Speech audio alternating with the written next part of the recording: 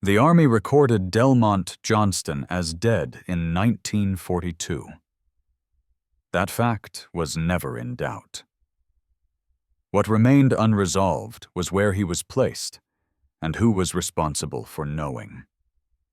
His family in Monmouth, Maine, received confirmation of death, but no location, no marker, no ground that belonged to him. In 1948, an error in a camp cemetery ledger misdirected recovery efforts. By 1949, the case was stamped non-recoverable and closed. That closure held for more than 80 years. I need you to understand something. When a father receives a telegram telling him his son is dead, but cannot tell him where his son is buried, that father doesn't just lose a child. He loses the ability to fulfill the most basic obligation a parent has: to know where their child rests, to have a place to stand, to have ground that means something. Claude Johnston lived with that absence for 31 years. He died in 1973 without ever knowing where his son was buried. He carried that weight every single day, and it was a weight he should never have had to carry alone. The identification announced in March 2025 did not reveal a new truth. It corrected an old mistake that had been allowed to stand. A single digit written incorrectly in a burial register redirected an entire family's grief and delayed accountability across generations. This is not a story of discovery. It is a story of institutional failure, made visible only when the system finally chose to examine its own records with the skepticism they deserved from the beginning. The cost was measured in decades. Claude Johnston died without knowing where his son was buried. The family waited through silence that hardened into permanence. The correction, when it came, arrived too late for those who needed it most. What was restored: identity, location, responsibility. What was lost: time, witnesses, living mourners, the chance for a father to bring his son home. The delay was not inevitable. It was administrative. And it lasted longer than most human lives. Delmont Johnston grew up in a town that did not explain itself. Monmouth, Maine, did not require interpretation. It was a place where people were known by what time they rose, how long they stayed, and whether they finished what they started. And I want you to picture this, because it matters. Picture a young man, 21 years old, walking to work before dawn. Picture the wooden-handled pocket knife in his pocket, worn smooth from years of use. Picture the careful way he tested the blade each morning against his thumbnail, the way his father had taught him. These weren't grand gestures. These were the small disciplines that built a life. The kind of life where promises meant something, because keeping your word was all that separated a reliable man from everyone else. The rhythm of the town was not written down. It was enforced quietly through repetition. Men left the house early. Supper came at the same hour each evening. Tools were cleaned before they were put away. Nothing about this was discussed as character. It was simply how life was measured. Delmont was born into that structure and absorbed it without comment. By the time he reached adulthood, his movements already matched the pace around him. He did not rush. He did not linger. He moved with the expectation that there would be work to do the next day and that it would resemble the work of the day before. This was not a limitation to him. It was a form of security. His father, Claude Johnston, worked steadily and spoke little about anything beyond what needed doing. Claude believed that usefulness was not something declared. It was demonstrated again and again through showing up. Delmont learned that lesson early. He rose before the rest of the house, even before anyone required it of him. He ate quickly.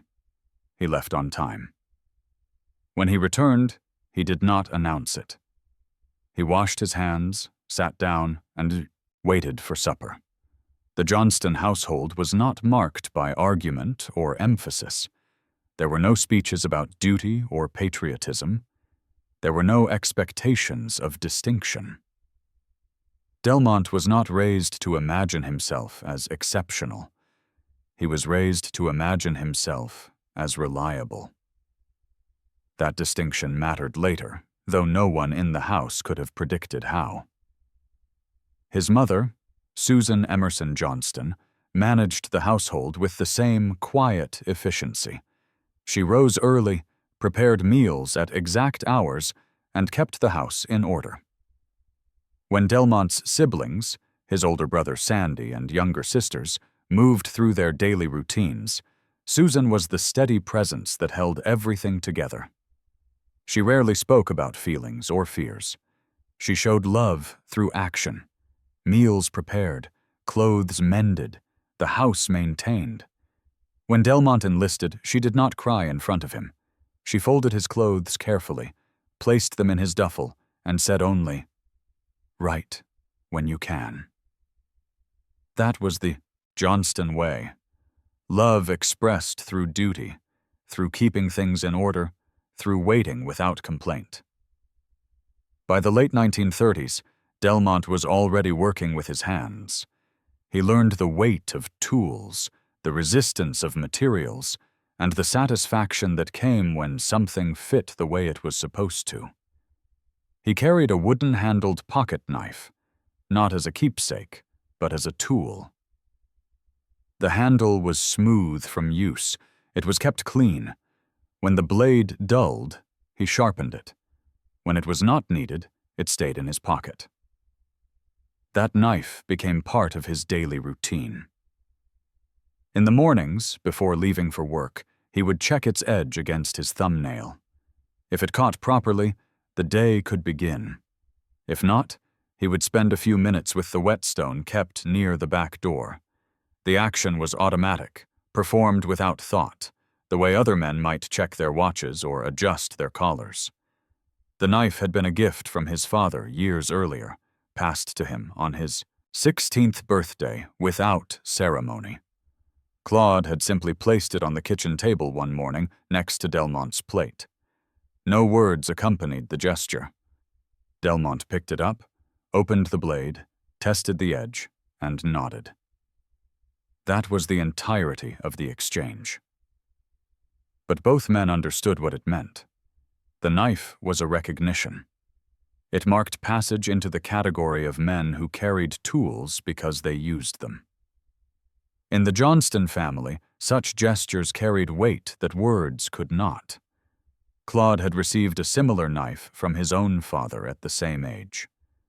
The transfer was not sentimental. It was practical. A man needed a good knife. A father provided one. The object became a thread connecting generations, passed hand to hand without fanfare, but with absolute certainty of its meaning. Years later, when Delmont prepared to leave for the war, he faced a decision about the knife. The Army would issue him equipment, standard gear, regulation items. He knew this, but the knife had never been about what the Army needed. It had been about what a Johnston man carried. The night before he left, Delmont sat at the kitchen table, the knife in front of him. He opened the blade one last time, tested the edge against his thumbnail. Sharp. Always sharp. The way Claude had taught him.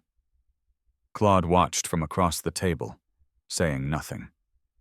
Susan moved quietly in the background, finishing the dishes from supper, giving father and son their space. Finally, Delmont closed the knife and slid it across the table to his father. "Keep this here," Delmont said quietly. "I'll pick it up when I get back." Claude looked at the knife, then at his son. The unspoken understanding passed between them. The knife staying behind meant Delmont believed he was coming back. It was a promise made in steel and wood instead of words. Claude picked up the knife, his thumb running over the worn handle. "You have everything else you need?" "Yes, sir." Claude nodded once. Then he stood, walked to the drawer where important papers were kept, and placed the knife inside. Carefully, with the same precision Delmont used when sharpening it. "It'll be here," Claude said, "waiting." That was enough. Susan, still at the sink, paused for a moment. Her hands stilled in the dishwater. She did not turn around. She did not speak. But her shoulders trembled slightly, just for a moment, before she resumed washing. She understood what the knife meant. She understood that her son was leaving it behind as a promise to return. And she understood, in a way that terrified her, that promises made to war were not always kept. And here's what breaks my heart about this detail. The knife would wait in that drawer for 84 years. It would outlive both father and son. It would outlive Susan, who died in the 1950s, still waiting for news of where her boy was buried. It would pass through 3 generations of family members who never saw it used. It would remain exactly as Delmont left it, clean, sharp, ready. A promise frozen in time. Evenings in the Johnston house followed a pattern. Supper was served at the same time. Conversation, when it occurred, stayed close to the day just completed. There were no long discussions of the future. Plans were assumed rather than stated. Delmont expected to remain in or near Monmouth. He expected steady employment. He expected to live close enough to family that visits would not require planning. This expectation of return defined how he thought about leaving. The work Delmont did before the war was physical and repetitive. He spent time at the local mill, handling lumber that came down from the northern forests. The work taught him economy of motion. Wasted effort meant wasted time, and wasted time meant falling behind. He learned to lift properly, to position his body so that the weight traveled through his legs rather than his back. He learned which cuts of wood would split cleanly and which would fight the saw. He learned patience. And he learned something else, too. Something he carried with him to the Philippines. One of the older workers, a man named Harlan who had lost 2 fingers to a saw blade years before, once told him, "A man who talks while he works isn't paying attention to the work." Delmont took that to heart. He would carry that silence with him. He would carry it through training, through deployment, through the collapse of Bataan, through the death march, through the gates of Cabanatuan. He would carry it until silence was all he had left. When the possibility of enlistment arose, it did not come wrapped in ideas of adventure. It was considered as another form of work. The country required something. He could provide it. He did not frame the decision as sacrifice. He framed it as obligation. But Claude saw it differently. Claude understood that his son might not return. The night before Delmont left, father and son sat at the kitchen table long after supper had been cleared. Susan had gone upstairs. Sandy, Delmont's older brother, had already said his goodbyes and left the house. He couldn't bear to watch his younger brother prepare to leave. The younger sisters had been sent to bed. Neither Claude nor Delmont spoke for the first hour. They simply sat, the way they had sat together countless times before. Finally, Claude broke the silence. "You don't have to go." Delmont looked up, surprised. His father never questioned decisions once made. "I know," Delmont said, "but you will anyway." "Yes, sir." Claude nodded slowly. He reached across the table and gripped his son's shoulder. It was the most demonstrative gesture Delmont could remember from his father. Claude's hand stayed there for a long moment, firm and steady. "Then come back," Claude said quietly. "That's all I ask. Just come back." "I will," Delmont promised. "And I need you to feel the weight of that moment. I need you to understand that in families like the Johnstons, promises were binding. They were not, made lightly because they were expected to be kept." When Delmont said, "I will," he meant it with every fiber of his being. He intended to keep that promise the same way he kept every other commitment in his life, completely, without question, without fail. In a letter written before deployment, Delmont summarized his thinking in plain language. "I don't need glory. I just want to work and come home. Tell Dad the knife is waiting at home, just like I'll be waiting to use it again when I return. Tell him not to worry. I know how to stay out of trouble." The sentence did not carry irony. It was not rhetorical. It reflected how he understood the exchange being offered. He would give time and effort. In return, life would resume. But he added a postscript, unusual for him. "I remember what you taught me. A man finishes what he starts. A man keeps his word. I gave you my word I'd come back. I mean to keep it." The handwriting in the letter leaned slightly to the right. The words were evenly spaced. There were no flourishes. The paper was folded carefully before being placed in the envelope. These details mattered later, not because they were unique, but because they were consistent with everything else about him.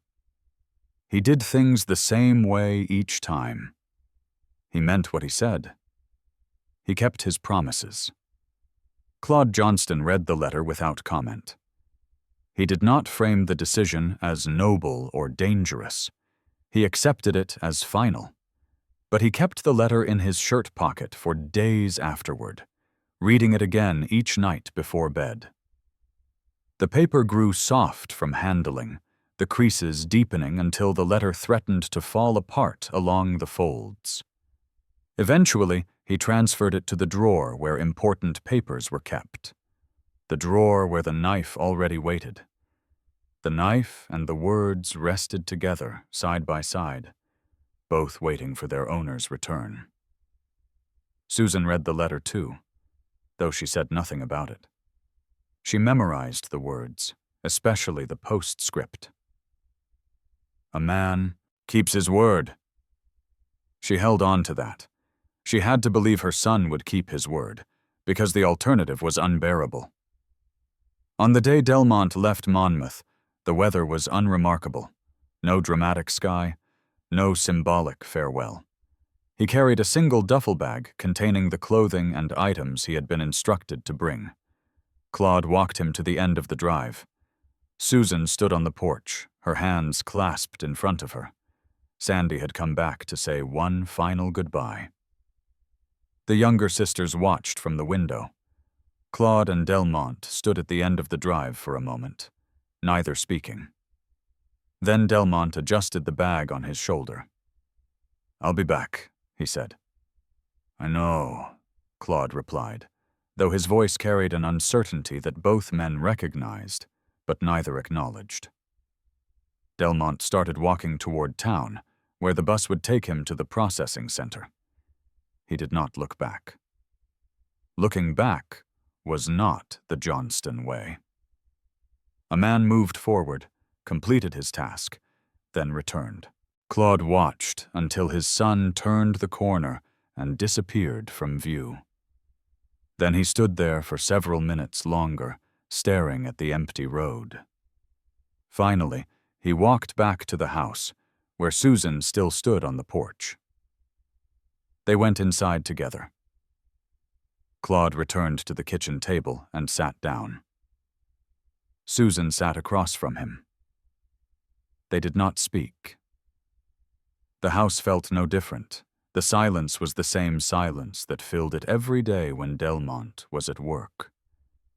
But both of them knew, even then, that this silence would last longer. They did not know how much longer. They could not have imagined that the silence would outlast them both, that Claude would die decades later, still waiting for his son to walk back up that drive, still waiting to hear Delmont's footsteps on the porch, still waiting for the promise to be kept. Later that evening, Claude opened the drawer. He looked at the knife, resting beside the folded letters. He picked it up, tested the edge with his thumb, the way Delmontis always did, still sharp. He placed it back in the drawer carefully and closed it. The knife would not be touched again for 84 years. Susan, watching from the doorway, asked quietly, "Do you think he'll really come back?" Claude did not answer immediately. He stared at the closed drawer for a long moment. Finally, he said, "He gave his word. A Johnston keeps his word." But his voice broke slightly on the last word, and Susan understood that Claude was trying to convince himself as much as answer her question. A father's duty is to protect his children. Claude Johnston understood this, but he also understood that protection has limits. He could not follow his son to war. He could not shield him from what was coming. All he could do was wait and trust that the promise would hold, that the system would work, that his son would return. He kept waiting. The system failed. The promise went unkept for 83 years. Delmont Johnston entered wartime service already shaped by systems that valued order, sequence, and routine. The army he joined promised structure, units, schedules, chains of command, and records meant to follow each man wherever he went. For Delmont, this alignment between work and order felt familiar. He had lived his life inside similar expectations. What he could not see was how quickly those expectations would collapse under pressure, while the paperwork continued as if nothing fundamental had changed. Delmont was assigned to the 16th Bombardment Squadron, 27th Bombardment Group, Light.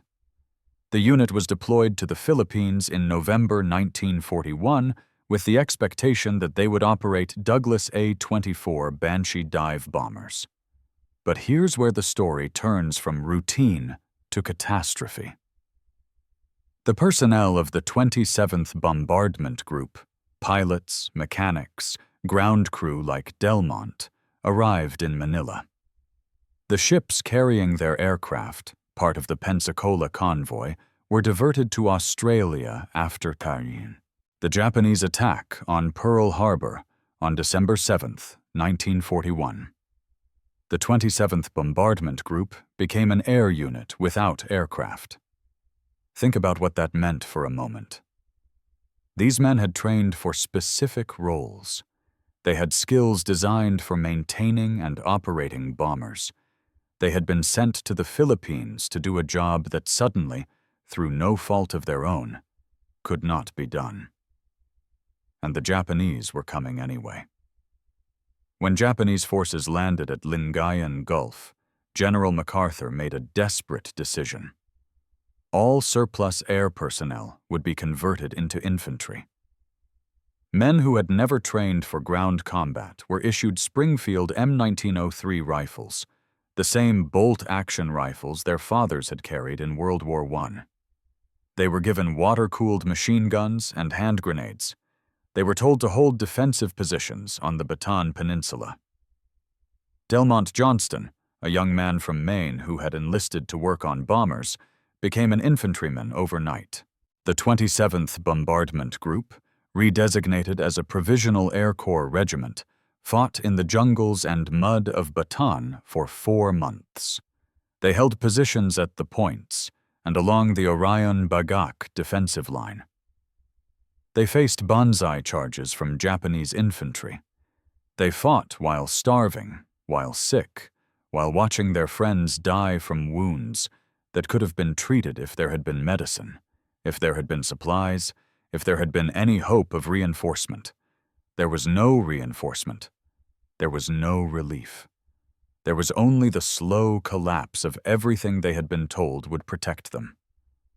By late March 1942, the situation on Bataan had become untenable. Food rations had been cut to half, then to 1/3. Men were eating anything they could find: monkeys, lizards, roots. Disease spread through units already weakened by malnutrition. Malaria, dysentery, dengue fever. Delmont Johnston, who had promised his father he knew how to stay out of trouble, found himself in a situation where survival itself required more than discipline or hard work. It required luck. And luck was running out. In the few letters Delmont managed to send before communications broke down entirely, his concern was not for himself, but for his family. One letter, dated February 1942, contained only a few lines. "Tell Dad the work here is hard, but I'm managing. Tell him I remember everything he taught me. Tell him the knife is waiting at home, and so am I. I'll be home when this is finished. Tell Mother not to worry. Tell Sandy to take care of things while I'm gone." The letter arrived in Monmouth 3 weeks after it was written.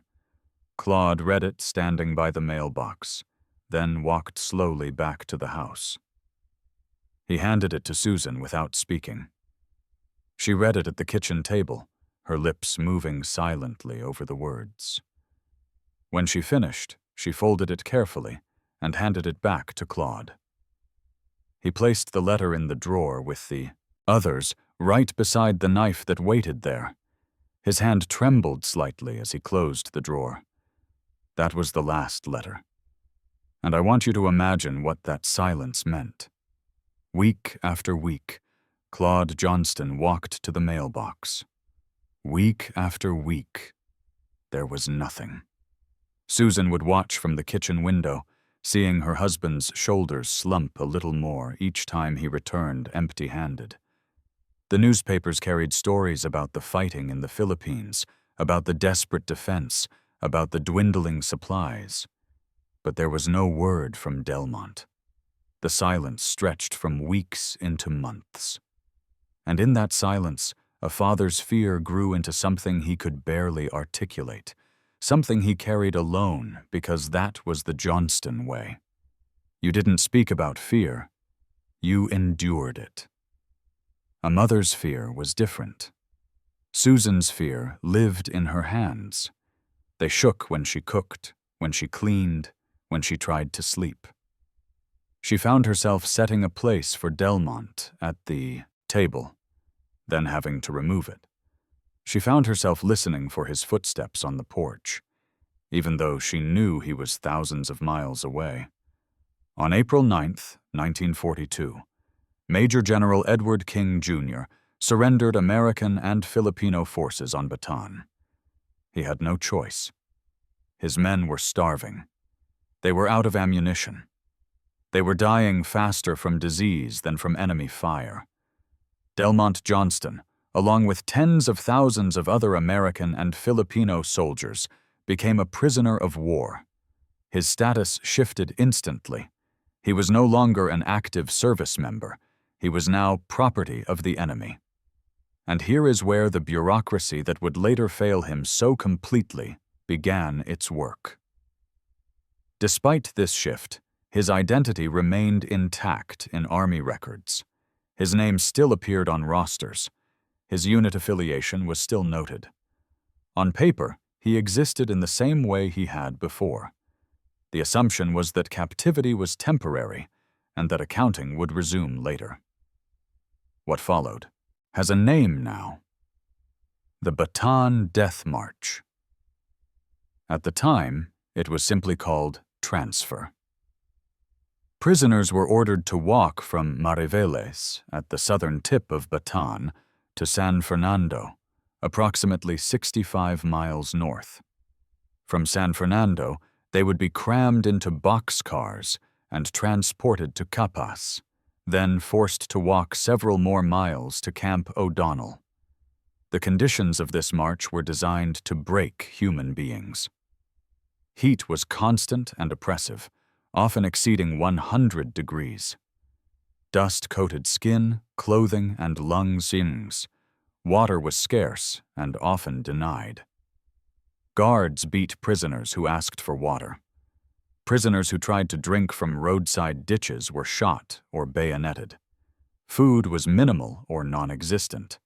Men who fell behind were struck with rifle butts, stabbed, or simply left to die by the roadside. Bodies accumulated along the route. The march became a gauntlet of survival where the only goal was to keep moving, to stay upright, to make it to the next stop. Delmont Johnston's background in manual labor may have delayed collapse, but it did not provide immunity. He walked, rested when forced to stop, and walked again. There are no records describing his actions during the march. This absence reflects both the nature of the event and his disposition.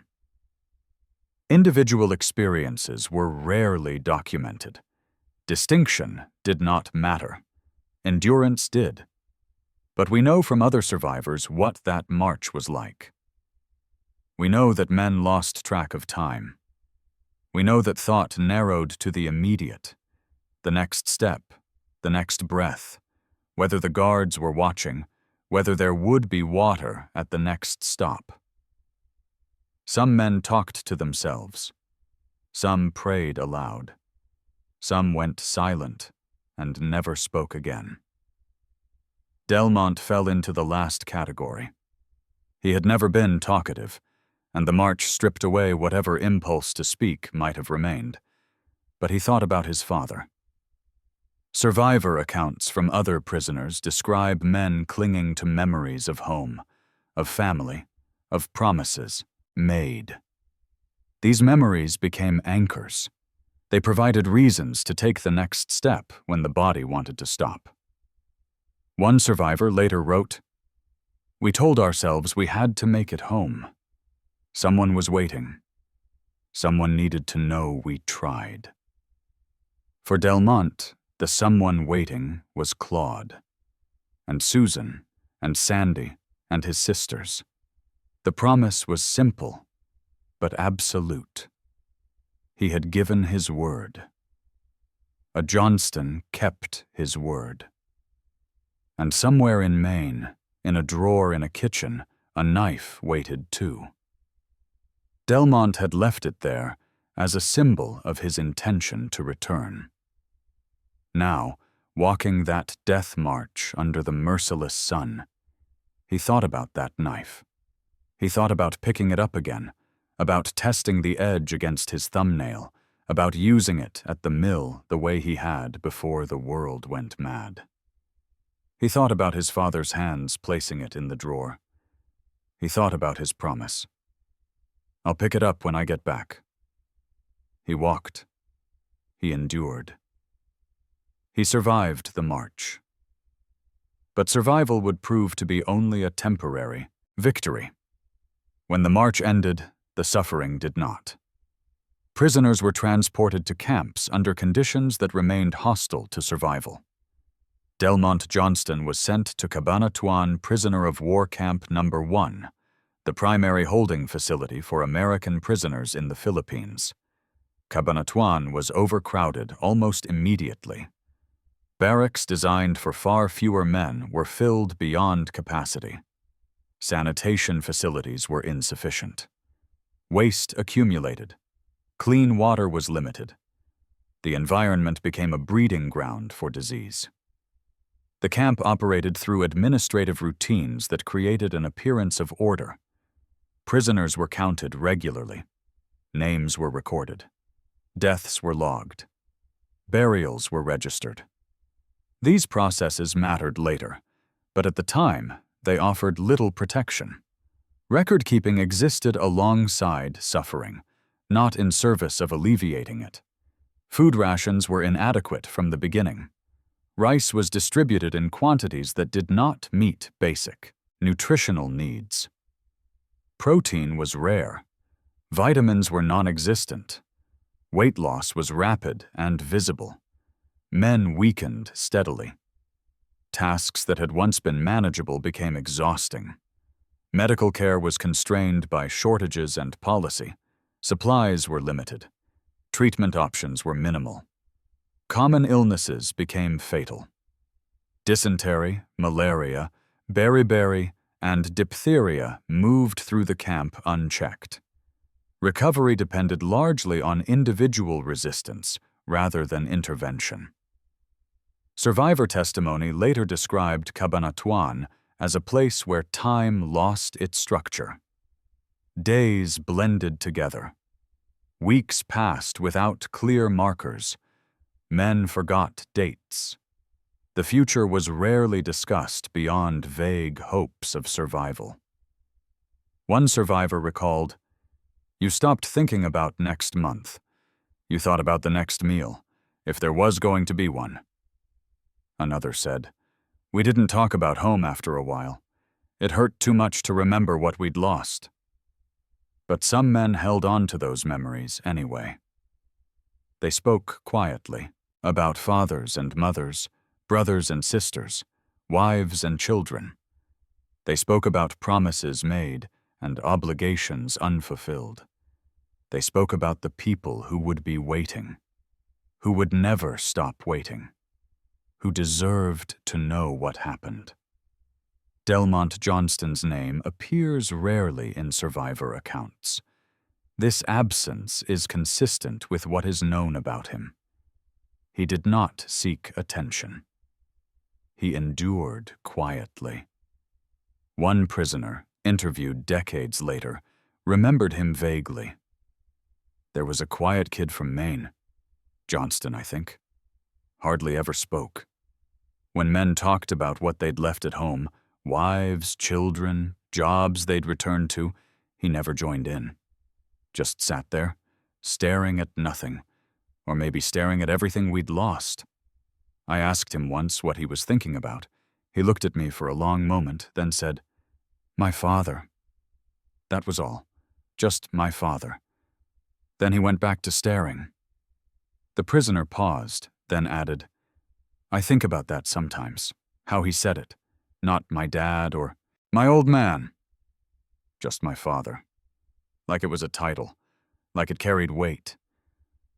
I wonder if his father ever knew how much the kid thought about him in there." Another prisoner remembered. Johnston had this way of sitting perfectly still, like he was conserving energy. But his eyes were always moving, always watching, observing, like he was trying to memorize everything so he could tell someone about it later. I remember thinking, this kid really believes he's going home. He really thinks he's going to make it back and tell his family what happened here. He was wrong, but Delmont believed it until the very end. As 1942 progressed, conditions worsened. Malnutrition weakened immune systems. Disease spread more rapidly. Death became frequent enough to require routine handling. The camp cemetery expanded. Graves were dug quickly. Markers were placed using numbers rather than names. These numbers were intended to preserve identity. Each grave number corresponded to an entry in a burial register. The system assumed that this linkage would allow recovery teams to match remains to names after the war. The assumption depended entirely on the accuracy of records created under extreme stress. The men who maintained the burial records worked under impossible conditions. They were themselves prisoners, weakened by the same hunger and disease that killed their fellow captives. They kept ledgers by hand, using whatever paper and writing implements were available. The work was done quickly, often in poor light, with frequent interruptions. Mistakes were inevitable. On December 30th, 1942, Delmont Johnston died in captivity. His death was recorded in camp records.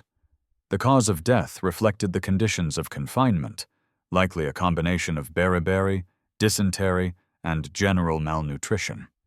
There was no investigation beyond documentation. There was no ceremony. His passing was treated as an administrative fact.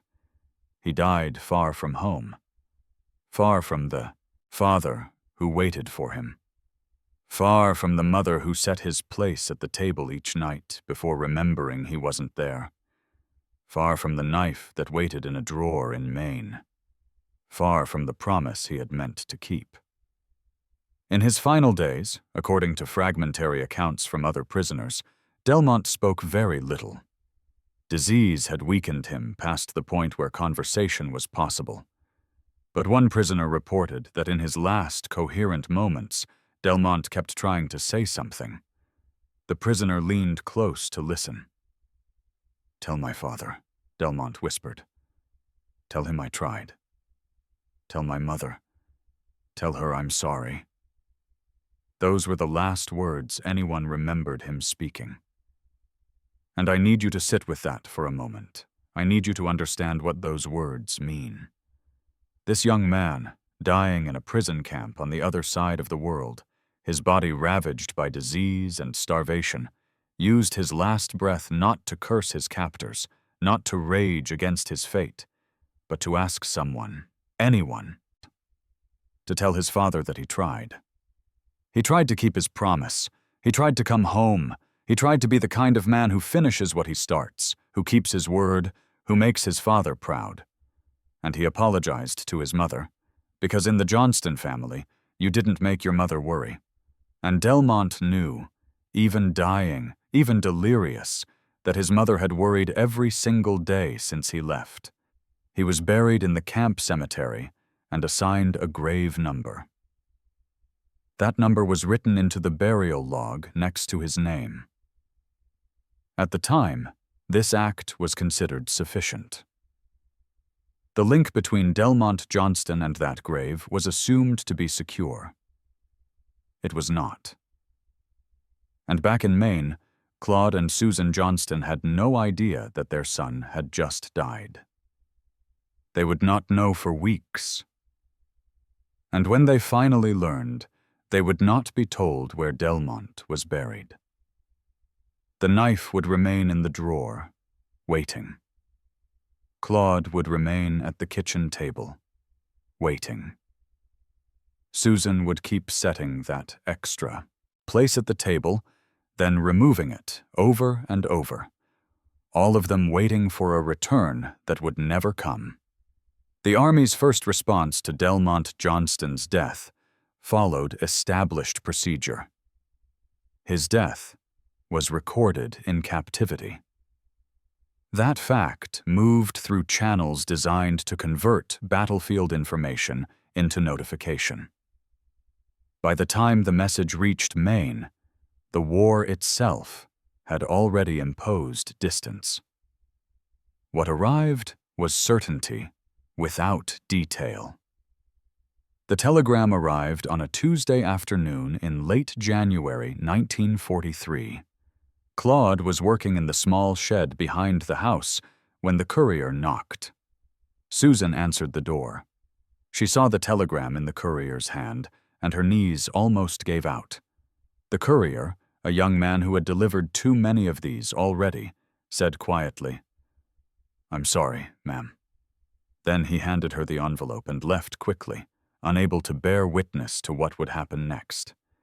Susan stood in the doorway holding the envelope. She knew what it was.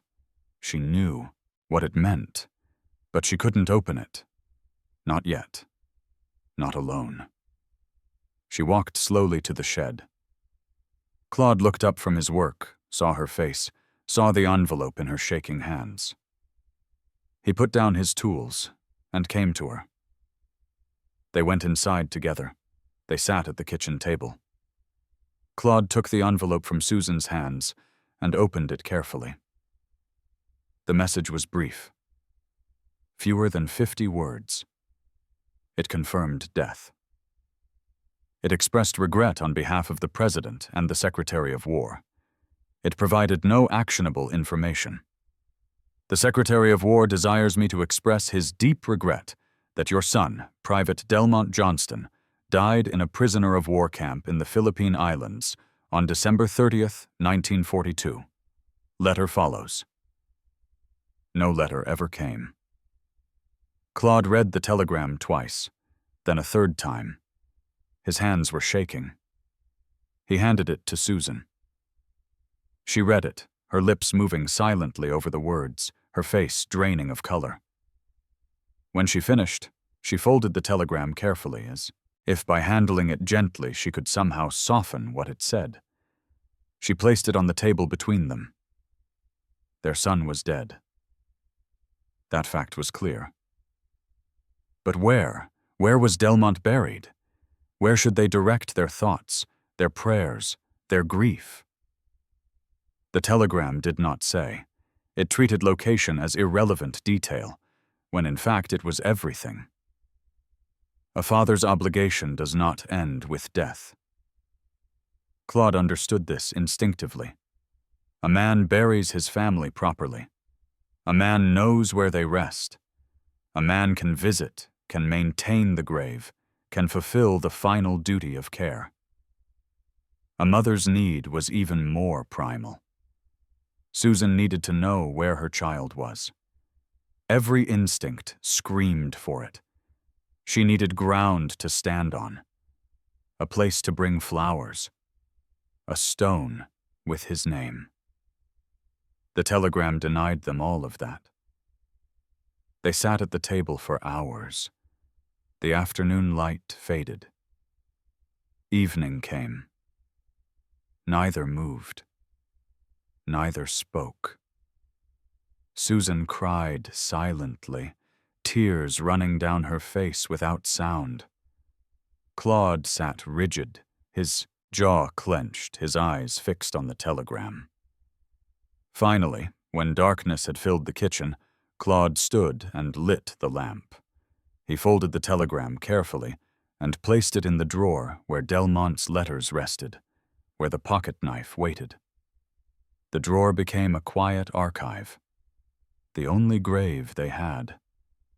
Inside that drawer now, the knife Delmont had left behind, the letters Delmont had sent, and the telegram confirming he would never return to claim either. Susan watched Claude close the drawer. Then she said, her voice barely above a whisper, "Where is he, Claude? Where is our boy?" Claude had no answer. He had never felt so helpless in his life. For Claude and Susan Johnston, the distinction mattered immediately. Death was something they could accept. Absence without location was harder to place. In Monmouth, death had always carried a physical end point, a grave, a marker, a place where responsibility ended and memory began. The notice provided none of that. Communication from the Army did not invite questions. The notice was declarative, not conversational. It closed one door without opening another. The assumption embedded in the process was that recovery and identification would follow later, once the war ended. The family was expected to wait. Claude and Susan Johnston waited in the way they understood best. They maintained routine. Claude continued to rise early. Meals were served at the same hour. The drawer remained closed. The knife stayed where it had been placed. These actions were not symbolic. They were practical. They preserved continuity in the absence of information. But the preservation came at a cost. Claude aged rapidly in the months following the telegram. Neighbors noticed. He moved more slowly. His face took on a permanent exhaustion. He spoke even less than before, if such a thing was possible. Susan aged differently. She grew thin, her clothes hanging loose on a frame that seemed to shrink. Her hands developed a tremor that never went away. She stopped sleeping through the night. Neighbors would see the kitchen light on at 3 in the morning, would see her shadow moving past the window. One neighbor, a woman who had known the family for decades, tried to offer comfort. "He's with God now," she said to Susan at church. "He's at peace." Susan looked at her for a long moment. Her response was quiet but devastating. "Is he? I don't even know where he's buried. How can he be at peace when his mother doesn't know where he is?" The woman had no answer. Claude, standing beside his wife, added quietly, "My son promised to come home. I need to bring him home. But the army won't tell me where he is." They walked away before anyone could respond. Every few months, Claude would write to the War Department, asking the same questions. "Where is my son buried? When can he be returned? What grave number was assigned to him?" The responses, when they came, were form letters. They expressed sympathy. They promised that recovery, operations would begin after the war ended. They provided no specifics. Claude filed each letter in the drawer with the telegram. The pile grew slowly, a paper monument to bureaucratic evasion. Sometimes, late at night, Claude would open the drawer. He would take out the knife and hold it, the way Delmont used to hold it. He would test the edge against his thumb. Still sharp, always sharp. He would sit there at the kitchen table, holding his son's knife, wondering where his son was buried, wondering if anyone would ever tell him, wondering if he would die without ever knowing. He would. Susan had her own rituals. She kept Delmont's room exactly as he had left it, his bed made, his few possessions in their places. She would go in there sometimes and sit on the bed, holding his pillow, trying to remember what he smelled like. The memory faded a little more each year. She wrote letters, too. Not to the War Department, to Delmont. Letters she never sent, letters she kept in a box under her bed. Letters that said all the things she hadn't been able to say when he was alive. "My dear boy," one letter began. "They tell me you're gone, but they won't tell me where you are. How am I supposed to accept this? How am I supposed to let you go when I don't know where to find you? I'm your mother. I should know where you are. I always knew where you were, and now they've taken even that from me." She never showed these letters to Claude. This was her private grief, the grief of a mother who had lost her child and couldn't even visit his grave. Claude tried, once, to hold a memorial service. The local minister agreed to conduct it. But when Claude and Susan arrived at the church on the designated Sunday, Susan refused to get out of the truck. "I can't," she said. "A memorial means he's really gone. It means I accept that I'll never know where he is. I can't accept that, Claude. I won't." A memorial suggested finality. It suggested acceptance. It suggested that Delmont would never come home. Claude understood. He felt the same way. As long as the army could not tell them where their son was buried, they could hold on to the possibility, however irrational, that a mistake had been made, that Delmont was not really dead, that the promise would somehow still be kept. Claude got back in the truck. They drove home. The service was quietly canceled. They never attempted another. And so, the waiting continued. Year after year, letter after letter, silence after silence. The knife stayed in the drawer, unused, untouched except for Claude's occasional late-night vigils, waiting for a hand that would never hold it again. Susan died in 1956, 13 years after receiving the telegram. The doctor said it was her heart. But everyone who knew her understood it was grief. She died not knowing where her son was buried. She died with that question unanswered, that need unfulfilled. Claude buried her in the Monmouth Cemetery. He stood at her grave afterward, alone, and thought about how she had died, without ever getting the answer she needed, without ever finding peace. He wondered if he would die the same way. He would. When the fighting ended, Delmont Johnston's case did not move forward so much as it settled into place. The war's conclusion shifted responsibility from combat units to administrative agencies tasked with accounting for the dead. This shift carried an implicit promise. What had been chaotic would now be ordered. What had been provisional would now be finalized. Families were expected to wait while the system completed its work.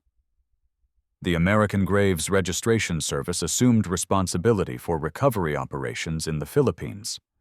Its mandate was broad and technical. Locate wartime cemeteries. Exhume remains. Match them to records. Identify the dead where possible. Re-enter the unidentified. Close cases. The work was constrained by time, resources, and the quality of information available. At the former Cabanatuan prisoner of war camp cemetery, the task was especially complex. Hundreds of men had died there under conditions that made precision difficult. Graves had been dug quickly. Markers were minimal. Burial registers were handwritten and compiled by exhausted men working under coercion. Still, these documents became the foundation for every post-war decision. The system treated them as authoritative.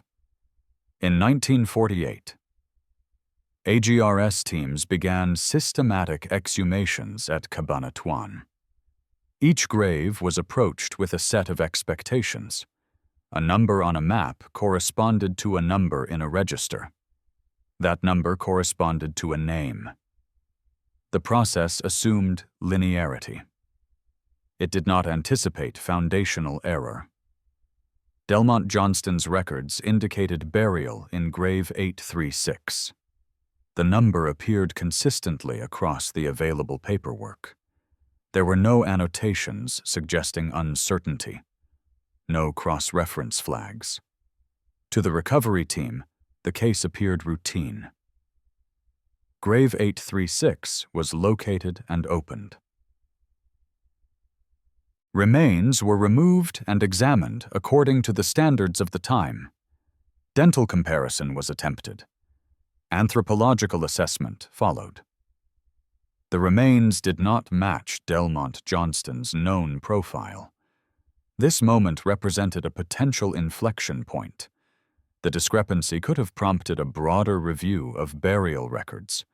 It could have raised questions about the reliability of grave numbering under camp conditions. It could have triggered re-examination of adjacent graves. Instead, the system followed its default logic. The remains were classified as unknown. Delmont Johnston's status shifted from recoverable to unresolved. The conclusion drawn was not that the record was wrong, but that the remains associated with his name were no longer present. This distinction mattered. An error in records implied responsibility.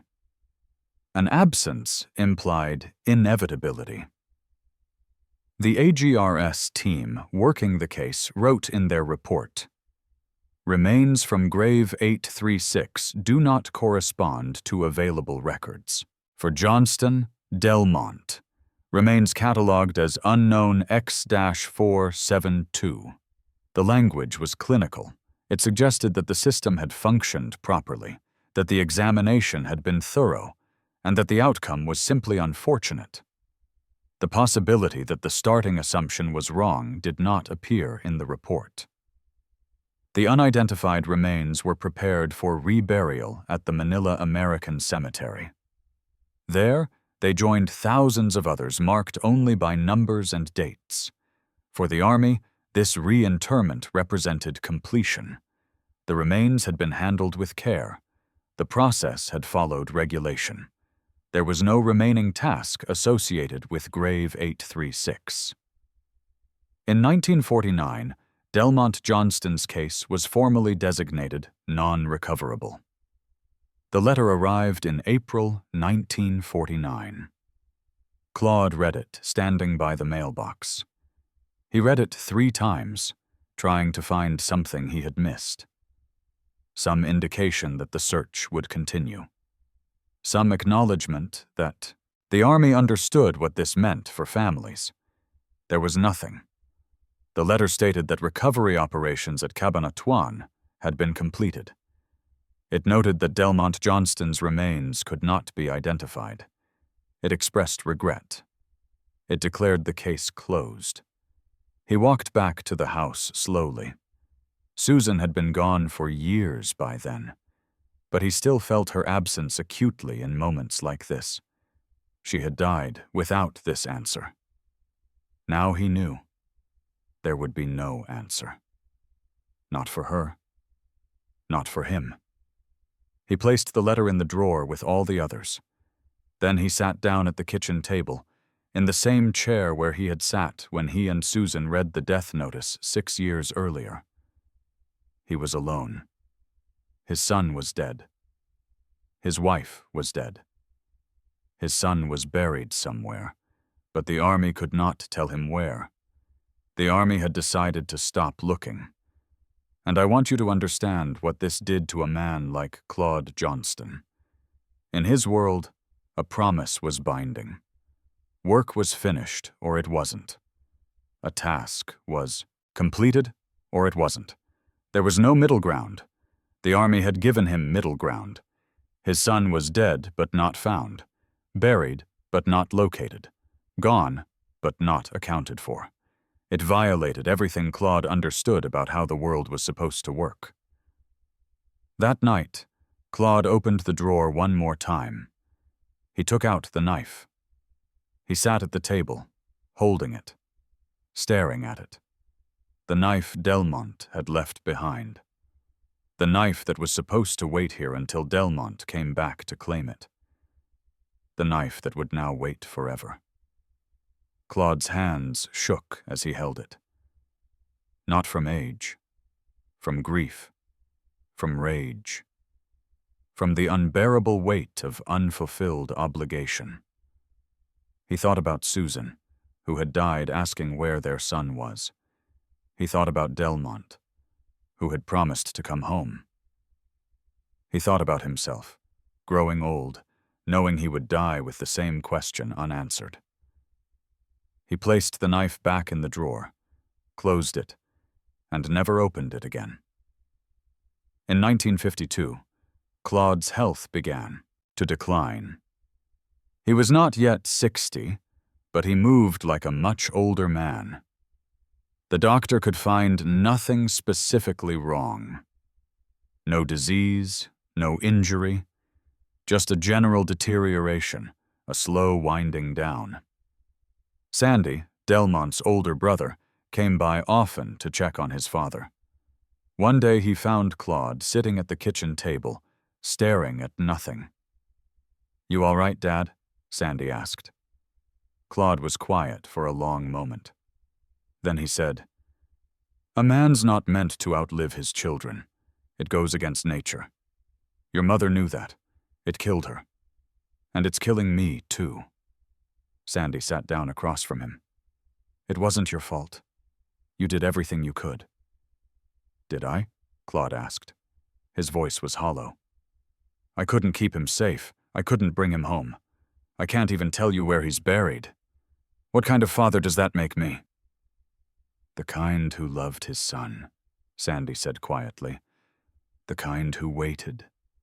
The kind who never gave up asking." But Claude shook his head. He didn't believe it. He carried the weight of failure until it crushed him. Claude Johnston died in 1973. He was buried in Monmouth's town cemetery, in a plot next to Susan. The headstone bore his name, his dates of birth and death, and a simple inscription: husband and father. There was no mention of Delmont. Claude had considered adding a line acknowledging his son, but ultimately decided against it. Delmont's name belonged on his own stone, wherever that might eventually be. To inscribe it on someone else's felt like conceding defeat. Claude died believing he had failed his son. He had not kept Delmont safe. He had not brought him home. He had not fulfilled the final obligation of a father to ensure his child was properly buried with dignity and care. These were not rational thoughts. Claude knew intellectually that he bore no blame, but knowledge and feeling are different things. In his final years, Claude carried a quiet conviction that he had somehow fallen short, that a better father, a more persistent father, would have found a way to bring his son home.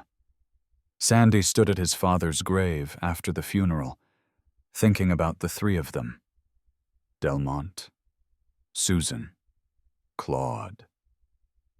All gone now. All of them had died without knowing where Delmont was buried. That question had haunted them, had consumed them, had ultimately killed them. It wasn't right. It wasn't fair. But there was nothing Sandy could do about it. The drawer containing the telegram and pocket knife passed to Sandy after Claude's death. Sandy kept it for a while, uncertain what to do with these items. Eventually, when he died in 2005, they passed to his daughter.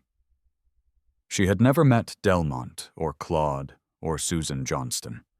She knew the story only as distant family history: a great-uncle who died in the war, grandparents who never recovered from the loss. She placed the items in a box in her attic: the knife, the letters, the telegram. They stayed there, gathering dust, waiting. The knife that Delmont had left behind, the knife that was supposed to wait for him to come home, waited for more than 80 years. Unused. Untouched, except by grieving hands. The blade still sharp, though it had cut nothing since 1941. Waiting. The reopening of Delmont Johnston's case did not begin with a shovel. It began with paper that had been handled, filed, stamped, and forgotten. Decades after the war, the Defense POW MIA Accounting Agency initiated what became known as the Cabanatuan Project. The premise was straightforward but profound. Many of the men who died at Cabanatuan were buried in numbered plots under conditions that made precise documentation nearly impossible. If those original documents were wrong, then many conclusions drawn in the 1940s were also wrong. A closed case might represent institutional exhaustion rather than physical impossibility. The work began at the level that the Army values most: records that can be checked. Investigators gathered the surviving documentation tied to Cabanatuan burials. They looked at camp burial registers, hand-drawn grave maps, roster lists, death reports, and post-war exhumation paperwork created by the American Graves Registration Service. None of these documents was perfect. Some were incomplete. Some had been copied more than once. Some carried annotations made years after the fact. The important point was that these documents could be compared against each other. A DPAA historian later explained the approach. We treat every closed case as a hypothesis, not a verdict. If the evidence doesn't align, we ask why. Another investigator described the process more bluntly. Most of these men were declared non-recoverable because the first attempt failed. Nobody asked whether the attempt was looking in the right place. But perhaps more importantly, the investigators understood what the designation meant for families. One researcher, reviewing Delmont Johnston's file for the first time, noted in her work log, "Father Claude, Johnston died 1973 without answers. Mother Susan died 1956 without answers. Family denied closure for 80 years.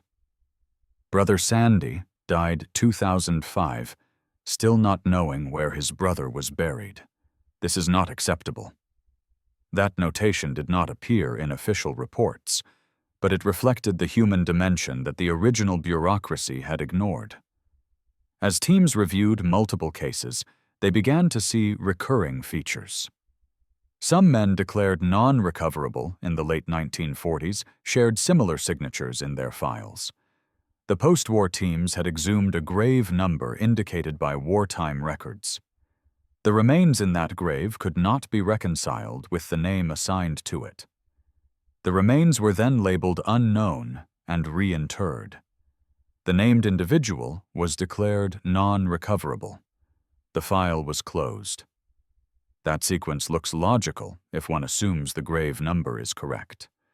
It collapses if the grave number is wrong. When investigators examined Delmont Johnston's file, they found the pattern again. His file contained a camp burial entry associating him with grave 836. That number traveled forward into post-war recovery planning.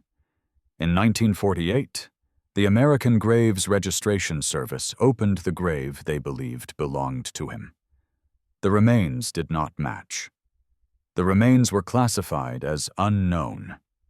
In 1949, Delmont Johnston was designated non-recoverable. For decades, that file sat as a completed story. But when modern investigators pulled the original register and compared it to later copies, they found something. They examined whether the numbering sequence in that section of the cemetery made sense when aligned with dates of death and neighboring burial entries. The placement implied by Delmont Johnston's assigned number did not align cleanly with the surrounding record context. They broadened the check. They examined whether grave 836 had its own independent identity in the AGRS paperwork. When the grave was exhumed in 1948, what did the notes say about the remains recovered? The record trail pointed to a different grave association. Grave 822, not grave 836. The difference between 822 and 836 is the kind of difference that can occur under exhaustion, low visibility, and rapid documentation. It can occur through misreading handwriting. It can occur through copying error.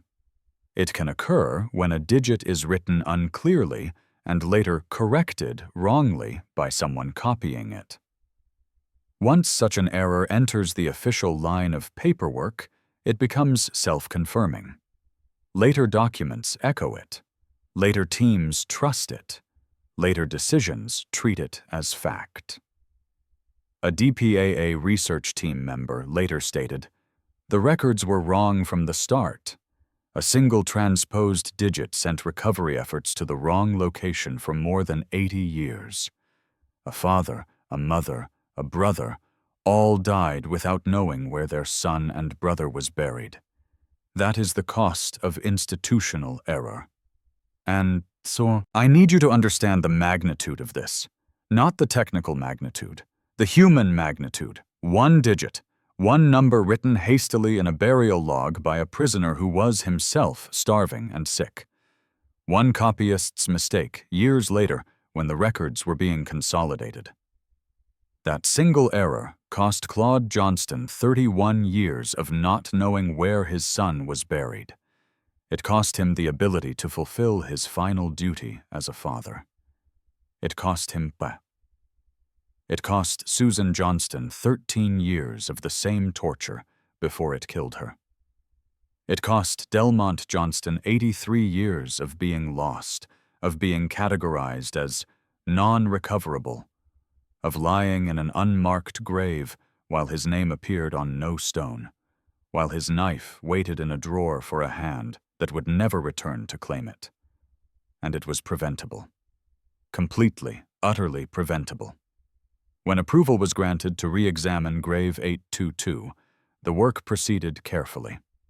The exhumation took place in December 2018. A small team worked methodically, documenting each step. The location was not disclosed to media or public. There were no ceremonies, no speeches. But one team member, writing in a personal journal later, noted, "Today we opened a grave that should have been opened 70 years ago. Inside might be a man who promised his father he would come home. His father died in 1973, still waiting for that promise to be kept. His mother died in 1956, not knowing where her son was buried. We are decades too late for them, but we are finally keeping that promise for him." The remains were treated as evidence, not symbols. Bone fragments were removed carefully. Each fragment was catalogued. Chain of custody procedures were followed meticulously. The remains were then transferred to a forensic laboratory for analysis. Laboratory examination began with anthropological assessment.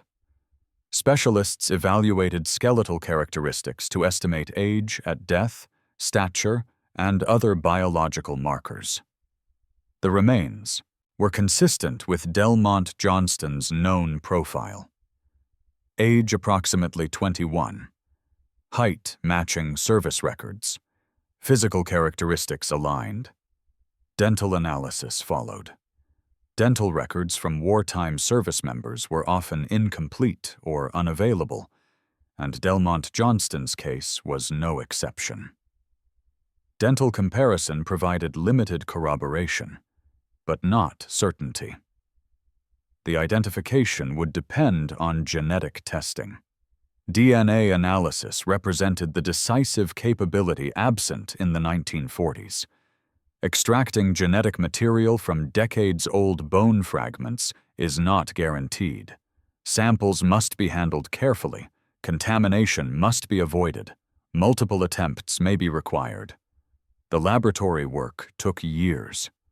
Analysts worked with fragments that had been buried twice, moved across continents, and exposed to tropical conditions for extended periods. The genetic material was degraded. Early extraction attempts failed.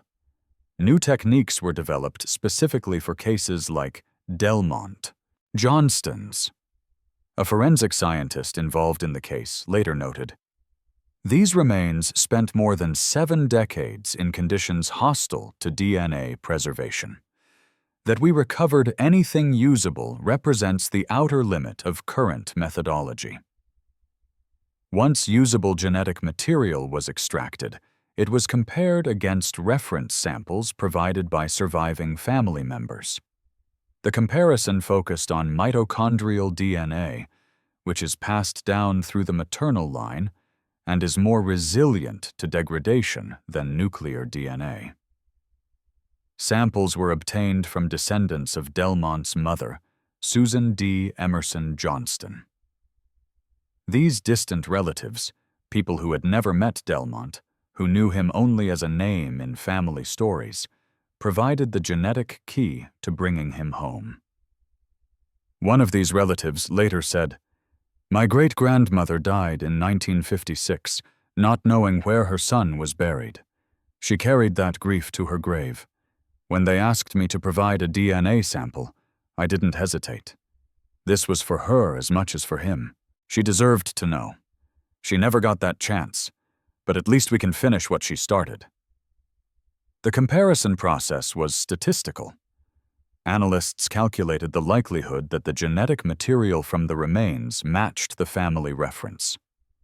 The result had to exceed established thresholds to support identification. These thresholds exist to prevent false attribution. When the comparison confirmed identity, the conclusion was reviewed internally. Reports were checked. Results were verified. On March 18, 2025, the identification of Delmont Johnston was formally completed. The family was informed following established protocol. Sarah, a great-niece who had inherited the box containing the telegram, letters, and pocket knife, received the call on a Thursday morning.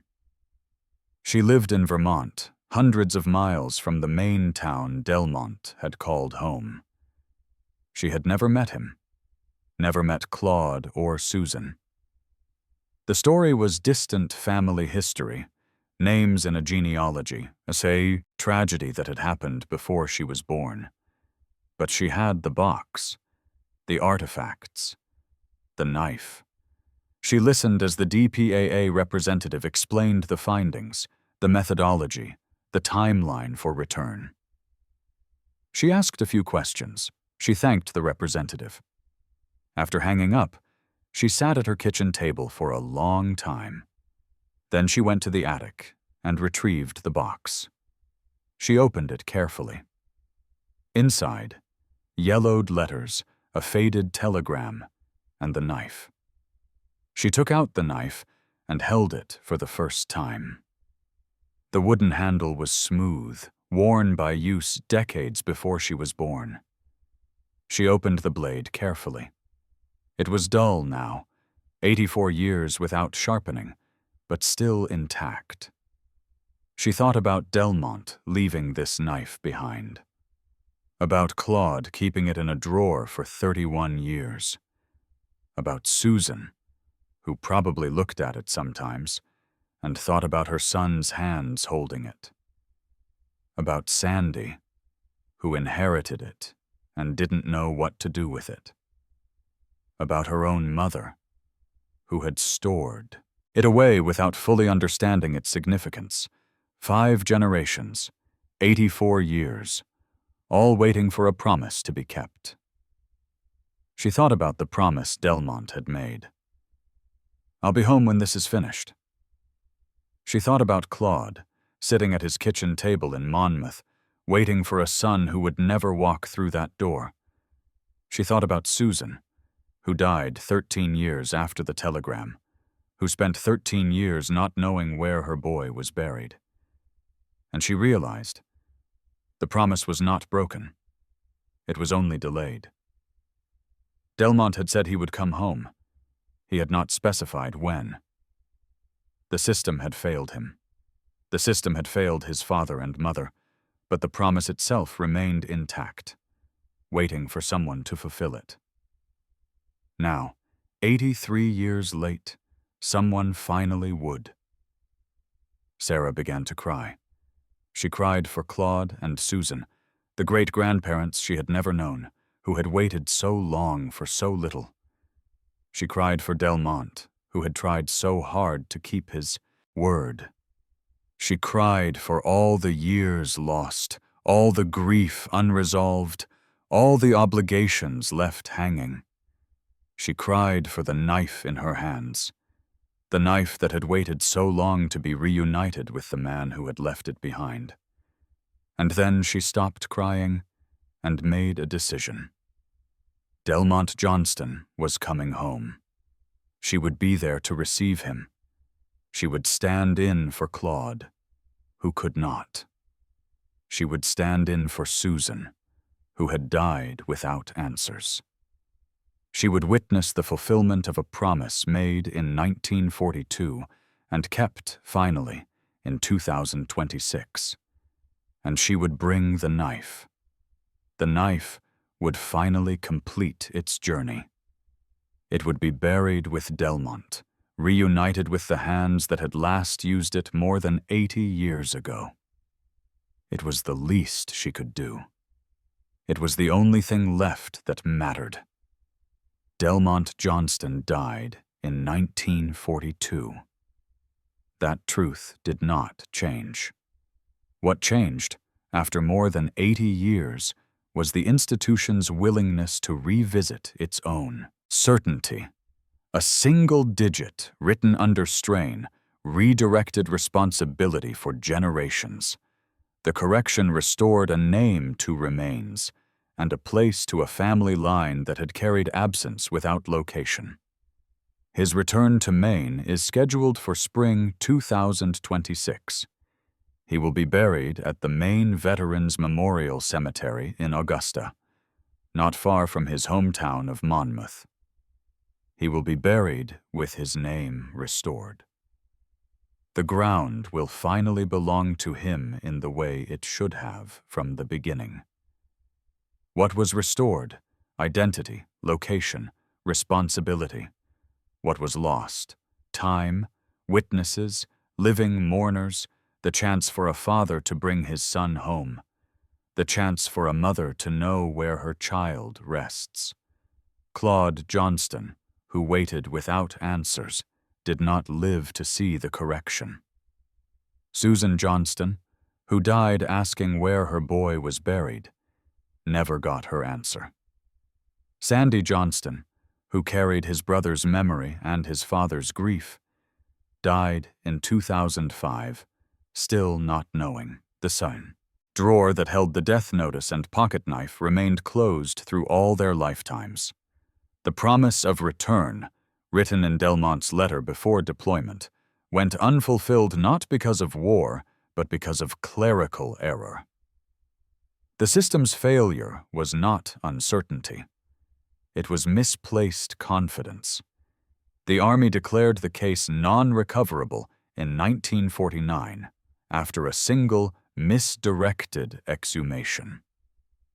That designation stood for more than 80 years, not because the evidence supported it, but because no one challenged it. The delay was administrative. It was preventable. It outlasted 3 human lives, father, mother, brother, all of whom died without the answer they needed. Sarah has made arrangements for the burial. There will be a military honor guard. There will be a folded flag. There will be words spoken about service and sacrifice. But there will be no one present who remembers Delmont Johnston as a living man. No one who heard his voice. No one who watched him sharpen his pocket knife at the whetstone by the back door. No one who sat across from him at supper. The delay consumed all of that. Sarah has made one additional arrangement. She has commissioned 3 headstones to be placed together. One for Delmont, one for Claude, one for Susan.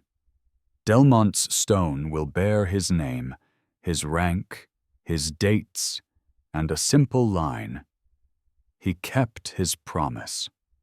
Claude's stone will say, he waited for his son. Susan's stone will say, she never stopped asking where he was. It is not traditional. The 3 of them will not lie side by side. Claude and Susan are buried in Monmouth. Delmont will be in Augusta. But Sarah insisted on marking them together in memory, and the cemetery board agreed. A father, a mother, and a son, separated by decades and different graves, will at least share acknowledgement in stone. The promise Delmont made will be noted. The waiting Claude endured will be recognized. The question Susan could never stop asking will be answered, finally, in granite. It is a small gesture, but it matters. The wooden-handled pocket knife, kept unused for 84 years, will be buried with Delmont. It seems appropriate. The tool he carried, cleaned and valued, has waited as long as his family did.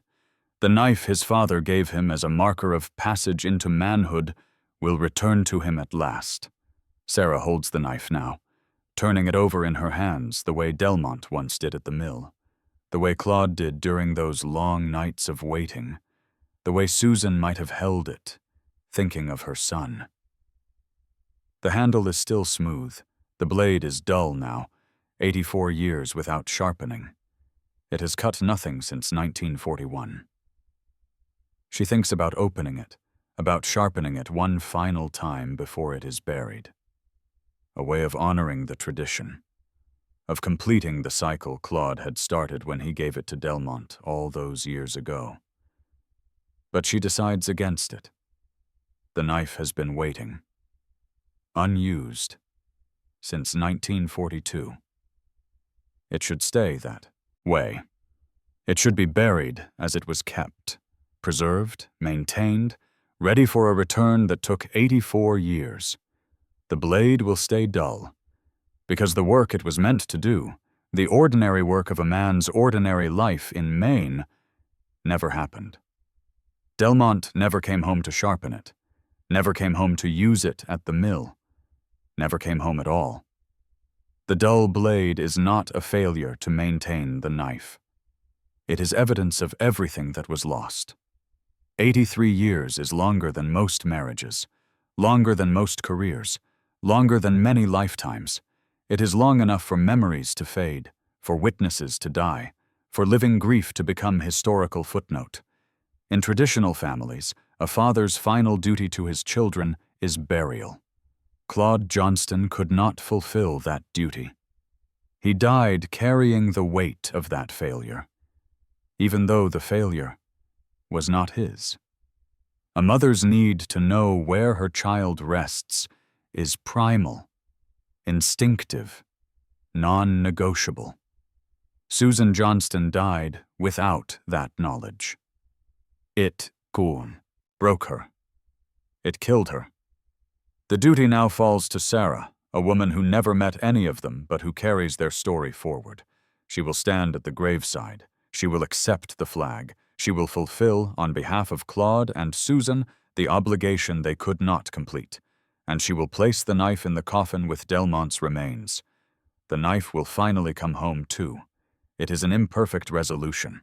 It honors the dead while acknowledging what cannot be restored. The correction matters. It restores dignity. It fulfills obligation. But it cannot restore time. Delmont Johnston wrote to his parents, "I don't need glory. I just want to work and come home." He did neither.